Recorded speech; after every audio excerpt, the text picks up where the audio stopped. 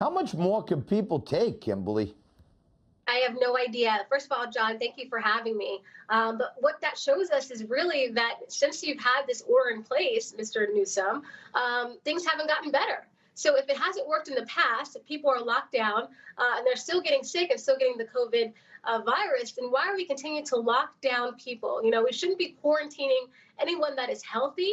If you want to quarantine any individual, it should be those that are dealing with the virus. But first we wanted to flatten the curve. Then we were waiting for a vaccine. We've gotten that, but they're still continuing to lock people down. So you have to assume that this is to push a political agenda. I'm just not sure which one that is. And then you start wondering why tensions are getting so high across the whole country, because this is the same governor who was caught violating his own stay-at-home order as he goes to a dinner party at the exclusive French Laundry, which is like $400 a person. This is making people even worse, I think, when we see there's two classes here. Yeah, well, political officials, they seem to think that they're above the law, especially the laws that they put in place. You remember the San Francisco mayor did the same. Yeah, if they're going to put these laws in place, it needs to be equal across the board, and that includes them. But again, I don't see how these lockdowns are working for anyone. There are a lot of people that are losing their businesses for good, closing their doors for good. There are individuals out of work. And so now you have people trying to decide how they're going to put food on the table. To me, that is more important than a virus that has a 99% survival rate with the vaccine already on the table.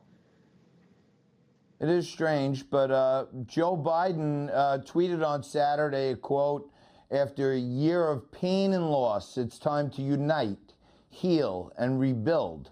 But some of his supporters on the left are just not having it.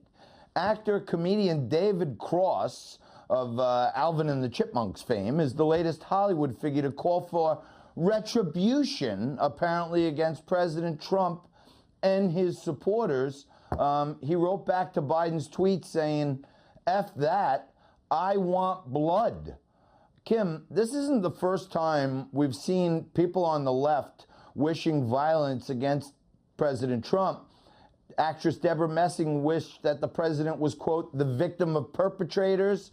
AOC started her list of Trump supporters to be held, quote, "accountable for supporting the president after the election." Why is this guy, I mean, in the street, you just refer to this guy as a mutt because he's not worth the conversation, but why would this guy be promoting violence? And it's still up on Twitter. Why is this? I don't understand why they're so violent to begin with. If this is the party that's supposed to be so tolerant, why are they so violent?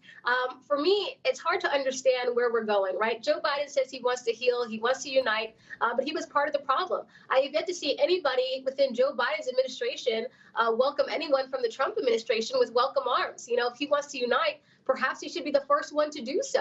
They're always trying to make President Trump look like a bad guy. I talk to people all the time from both sides of the aisle, and I ask, what has President Trump done to make your life so bad? And no one ever seems to have an answer for that. And so this is just something that is elected officials on the left and the media, and they really need to stop. If someone really gets hurt because it was, something stoked by the flames of what they said, I'm pretty sure they would feel very awful about that. And so, yeah, I agree. We should unite. We should try to do better. But at the same time, the left has to do their part. So this David Cross tweet promoting violence is still up on Twitter, yet any tweet about the election from the president gets flagged. Take a look at the screen. These are just a few of them. Why does Twitter censor the president so quickly? And yet if you go on Twitter, this tweet is still posted and hasn't been removed. Yeah, well, we all know there's a lot of bias on the social media platforms. I myself was a victim of that. Just last week, I was suspended for 24 hours because I wouldn't call an individual they or them.